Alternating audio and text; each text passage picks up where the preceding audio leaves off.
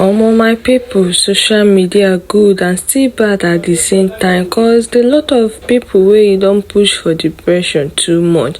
A lot of people get bad mouth for this life every day. They don't understand say the kind truth wey they give some people go they make them want by themselves.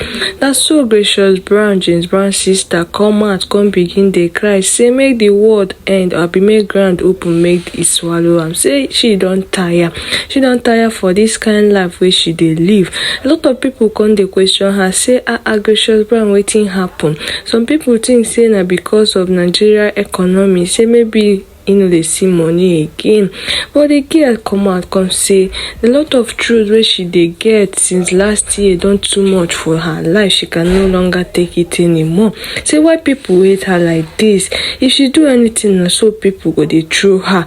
Say which kind life where she enter? Say na her fault, say she dey get little money from her influencing. Say she no do anything to people, yet a lot of people they no like her. Some people to the extent go they throw her because of her nature. Some go say which kind shape where she get. Almost some even they compare her to her brother James Brown. Some they talk say her brother get shape as her, that she be like somebody wey don't buy they live. Now bad truths don't make this girl they wish for, say she won't buy.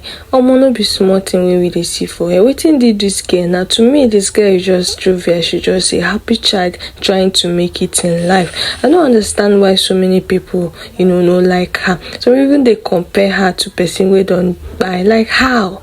How you go compare living things to somebody we don't buy? Some they say she be, I don't want call name because of all the rules and regulation wey dey for this media, but una understand wetin they talk, which is very bad. Make una leave this girl alone.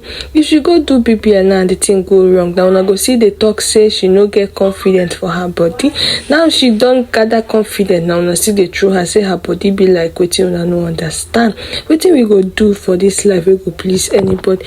If you're part of those who they throw bad comment towards this girl, make you stop them. Because if anything happens to this girl, how this thing go be on your head though. Me, I don't talk my own.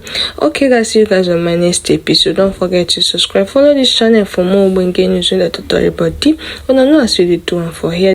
If this is your first time of coming across my channel, you're welcome. My name is Cindy Gist TV. For here and at gist and local news with this share. This with the tutorial body, this with the tutorial brain. As in the cook, I'm not so really help them carry con give on. It's still I'm about girl Cindy. Wanna know be small thing. I see you guys on my next episode. Stay safe out there. Bye.